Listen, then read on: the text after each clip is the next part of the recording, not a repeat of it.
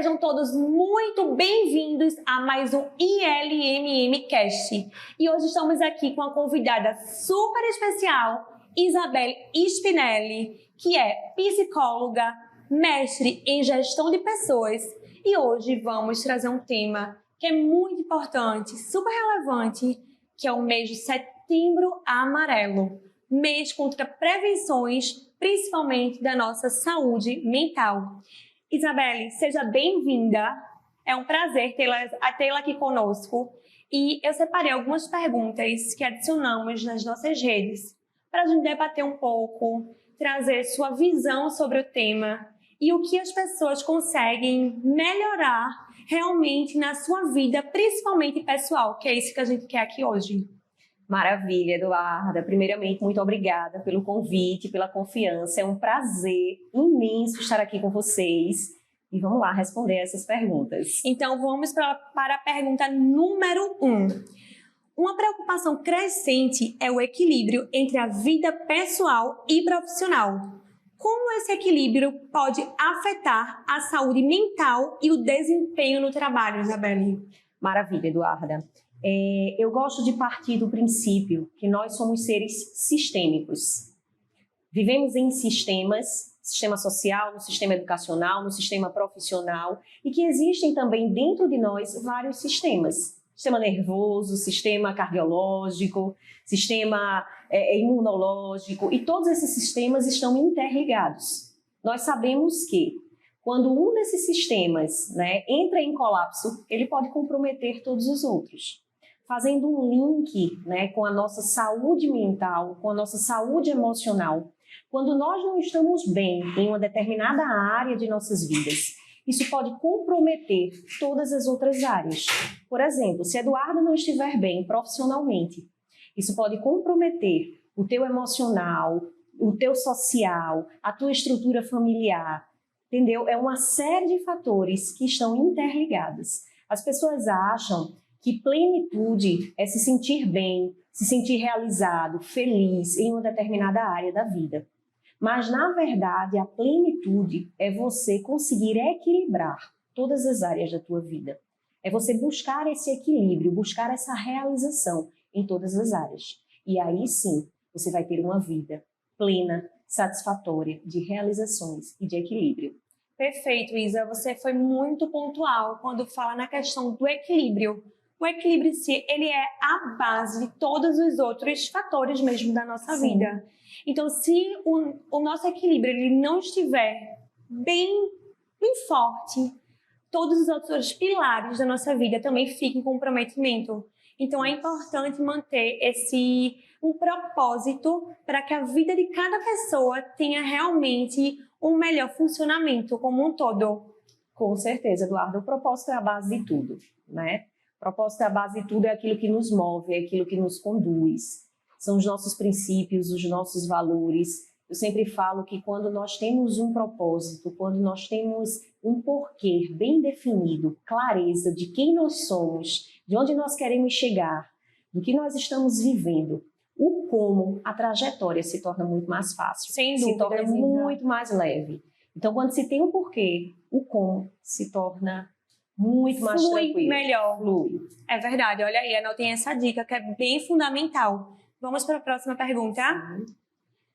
Isa, quais as estratégias ou programas que podem ser implementados para ajudar os funcionários a lidar com o estresse e manter uma boa saúde mental enquanto estão no ambiente de trabalho? Joia. Interessantíssima essa pergunta, As empresas, as organizações, elas precisam cada vez mais falar sobre saúde mental. A empresa são as pessoas. Para que as pessoas estejam bem, para que as pessoas sejam produtivas, para que as pessoas gerem resultados, elas precisam estar bem emocionalmente, bem mentalmente. Então, as empresas precisam ultrapassar os muros, as barreiras e falar mais sobre essa temática.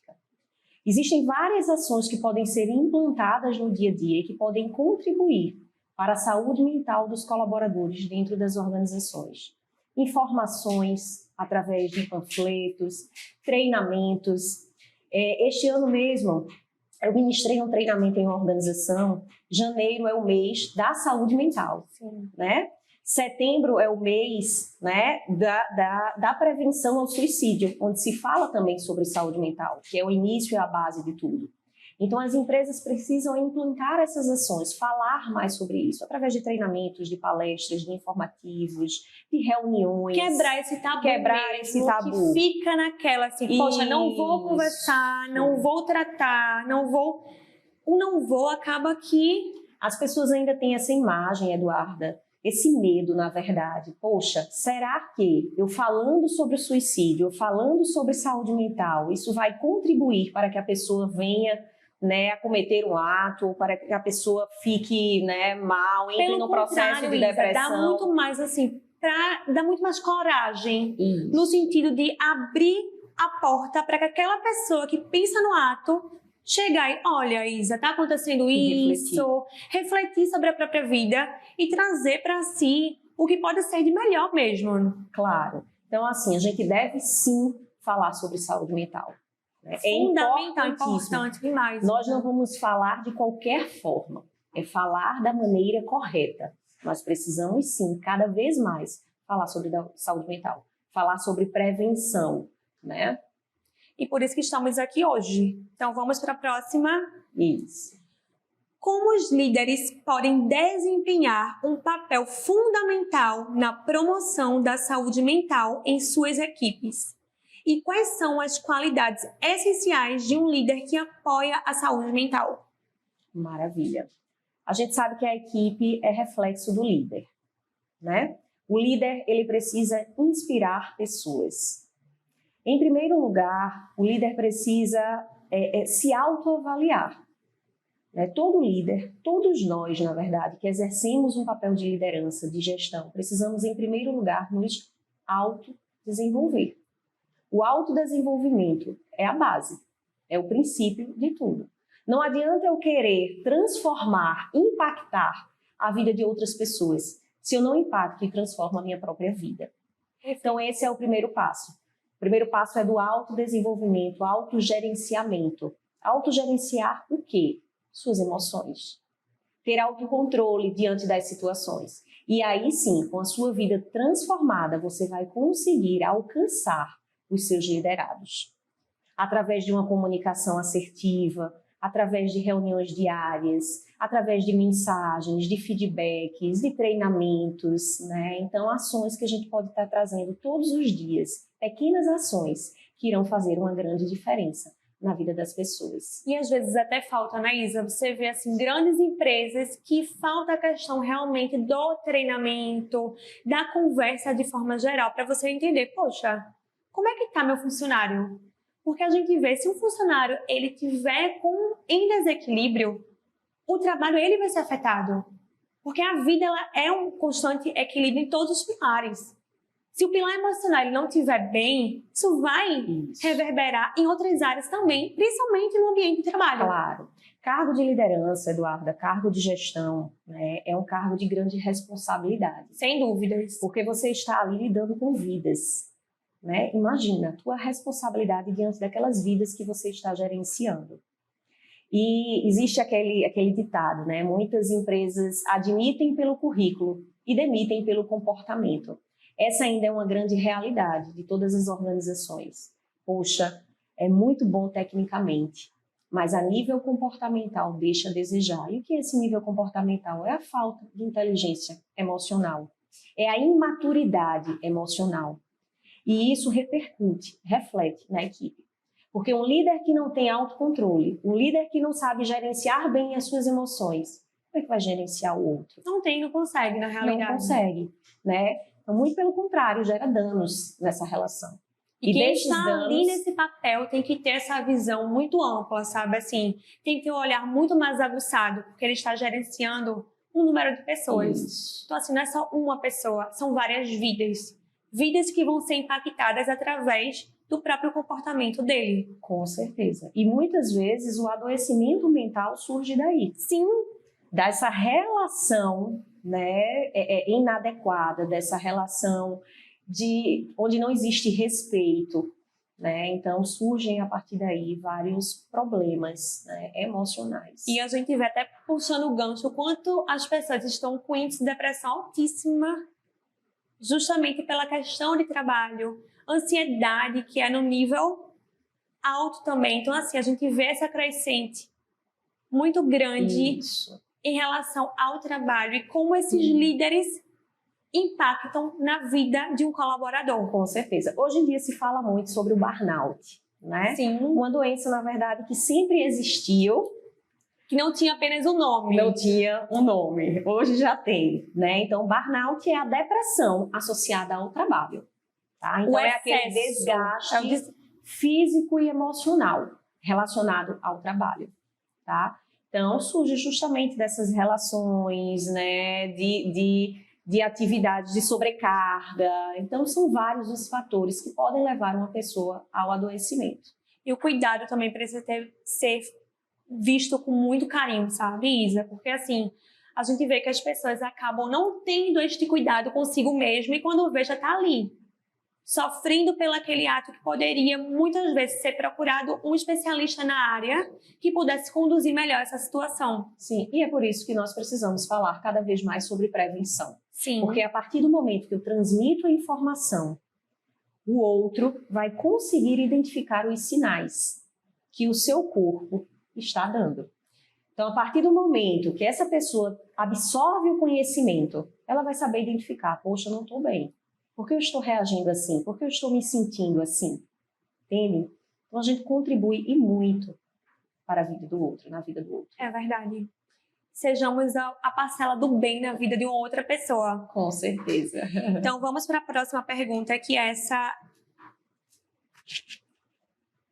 é bem interessante. A pandemia teve um impacto significativo na saúde mental das pessoas. Como isso afetou o ambiente de trabalho e quais lições podemos aprender para o futuro? Pandemia, um cenário totalmente inusitado. Totalmente inusitado, desconhecido. E nós sabemos que o novo, né, que o desconhecido, automaticamente já gera um desconforto. Né? Então, o índice de adoecimento, de transtornos de ansiedade, de depressão, aumentou drasticamente, porque as pessoas se sentiram impotentes diante desse cenário. As pessoas se sentiram improdutivas, né? Não havia mais a interação social, imagina, você ali trancado, né? Sem ter como sair, sem ter como interagir. Então, isso foi adoecendo, né, as pessoas e foi gerando, intensificando os quadros de ansiedade, de depressão. E a gente vê que esses quadros ainda permanecem. Hoje temos altos índices de pessoas doentes, justamente pela questão de uma pandemia. Como você falou, somos seres sociáveis, a gente gosta de estar junto, a gente gosta dessa comunicação, gosta dessa troca. E esse período foi um período bem difícil para todos, porque Sim. foi um novo, literalmente. Foi você ver a perda de entes queridos, você vê ali a realidade de outras pessoas em hospitais. Então, assim, a dor do outro trouxe também uma dor para si próprio. E essa dor fez com que muitas pessoas realmente adoecessem. E essa doença é a doença da nossa mente, que é a pior doença que existe. Sim. Porque, assim, a gente tá doente da mente. É muito difícil, não é? A repercussão foi muito grande. Totalmente. Então, naquele momento, nós não víamos outra coisa, né? Eu costumo dizer que nós precisamos ser seletivos. Ou seja, nós precisamos selecionar aquilo que a gente vê, aquilo que a gente escuta. Então, nós precisamos selecionar o que nós queremos para a nossa vida, porque isso vai gerar, né, consequências emocionais.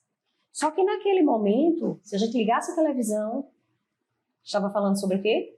Pandemia. Exato. Se a gente ligasse o rádio, estava falando sobre o quê?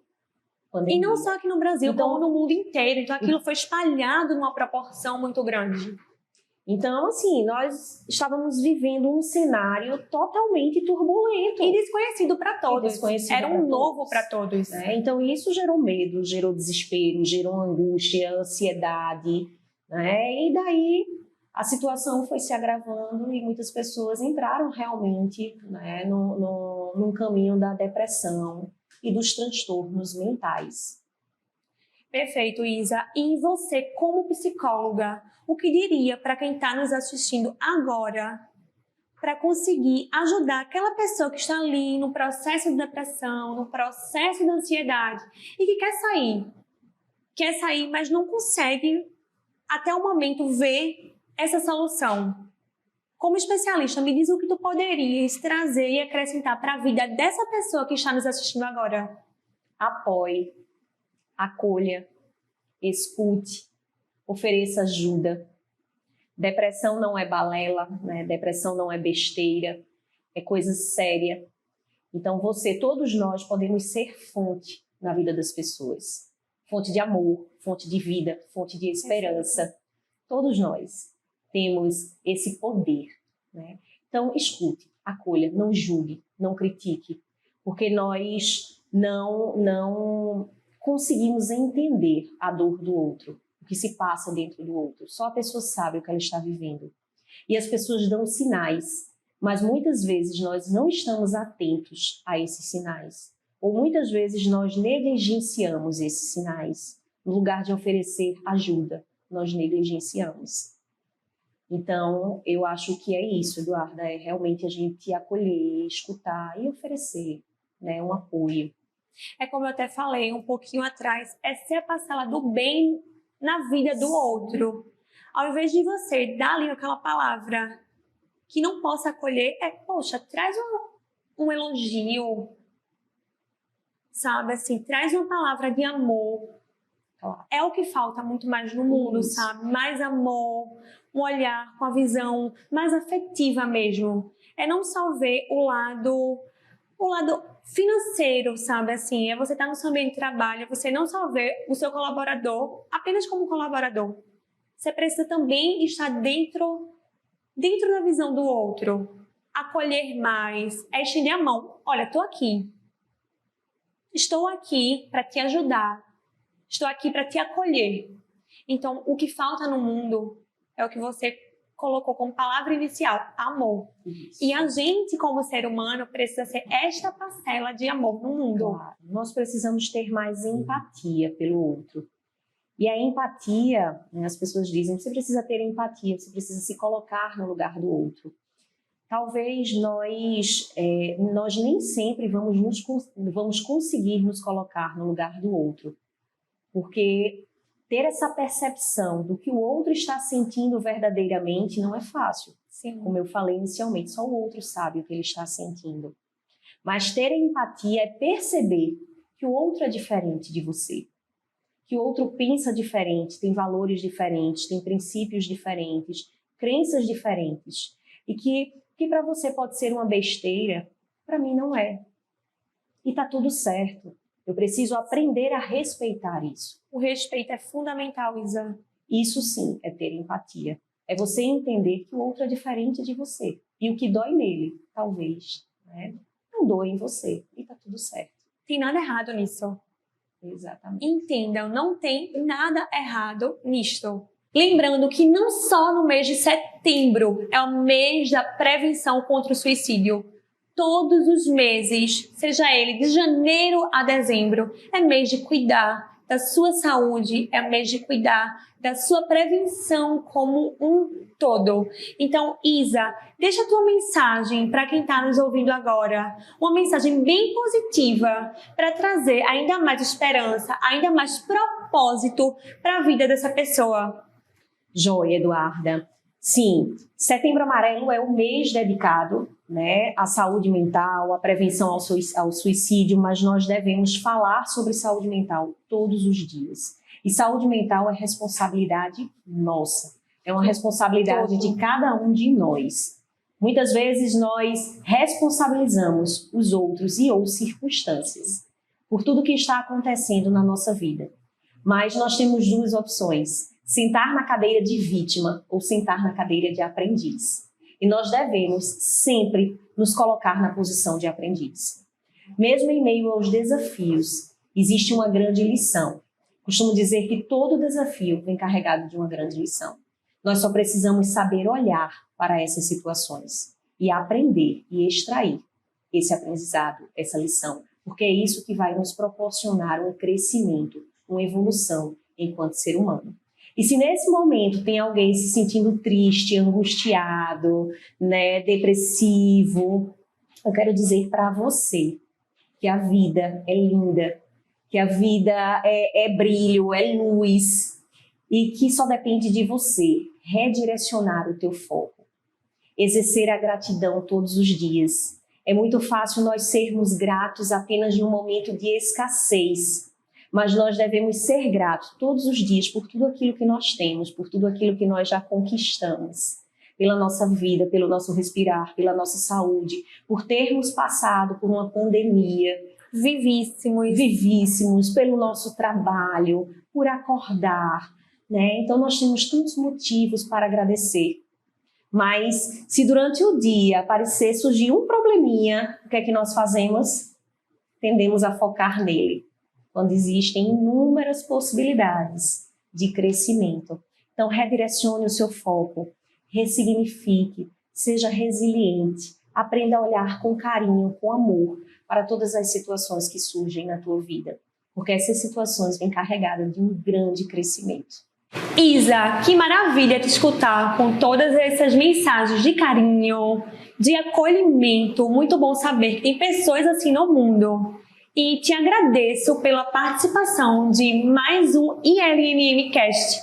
E já te convido a quem está aí nos assistindo para o nosso próximo vídeo. Já se inscreve no nosso canal e deixa aqui seu comentário do que você achou do nosso super bate-papo do dia. Até mais!